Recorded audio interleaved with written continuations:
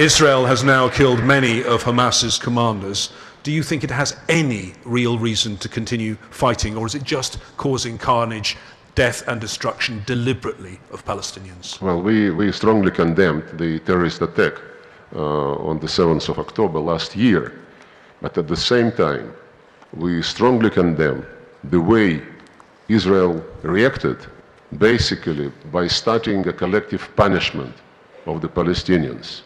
I discussed with some Israeli colleagues this issue, and well, not even in the, I think publicly, either the Minister of Defense or some other official from the cabinet, when asked why don't you take measures, so that you prevent the damage to civilians, peaceful citizens, he said there are no peaceful citizens there in Gaza.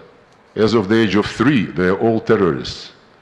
And with this philosophy, and when Antonio Guterres condemned the terrorist attack and then added, but it did not happen in a vacuum.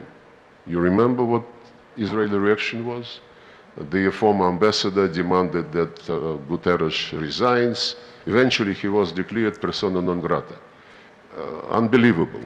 And I don't think Israelis are doing good for their own interests, because this notion that they are terrorists when they reach the age of 3 years, well, this is of course the figure of speech, but for almost 80 years, generation after generation is growing in the situation of occupation and the situation of blockade.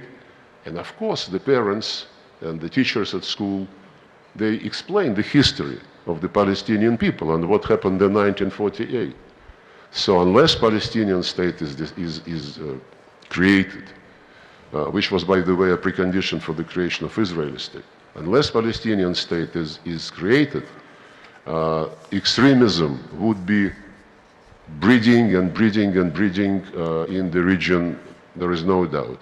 And just to say that we will exterminate all Hamas members, I don't think it's a serious pledge.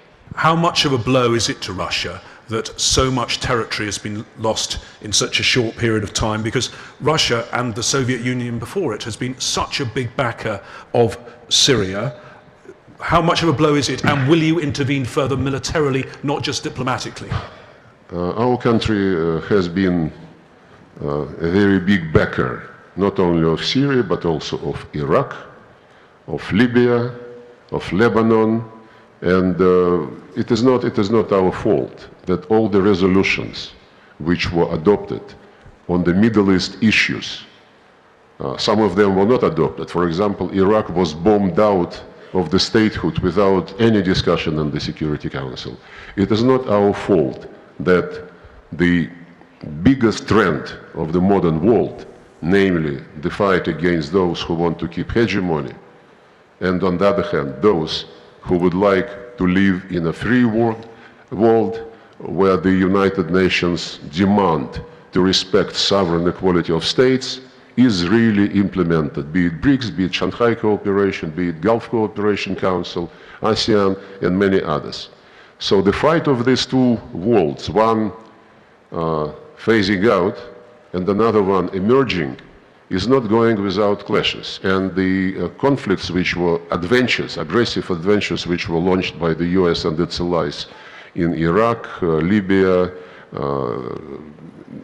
Palestine, because the behavior of the United States on what is going on in Palestine is absolutely unacceptable, invading Syria, all this is the repetition of the old, very old habit to create some havoc, some mess, and then to fish in the muddy waters. And the Middle East and Europe is not enough already.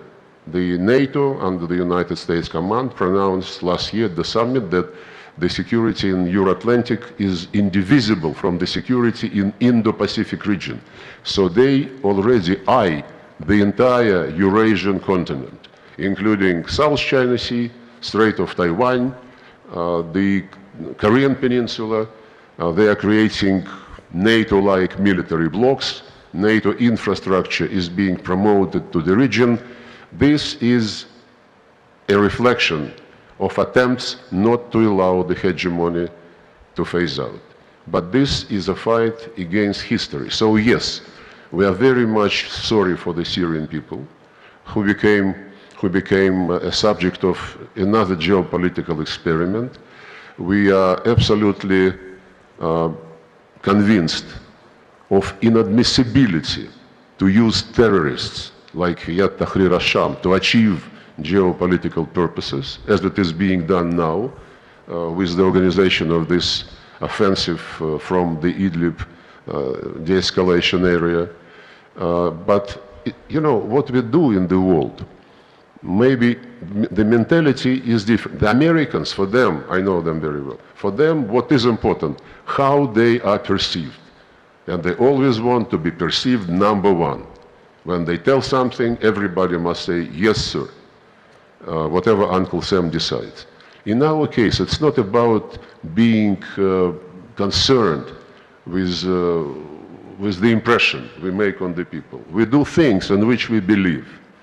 And if we could help, since 2015, could help to keep the Syrian state apart, if we could organize the process with Iranian and Turkey colleagues, which is called Astana process, and we met today, as you mentioned, this in itself was a very helpful process.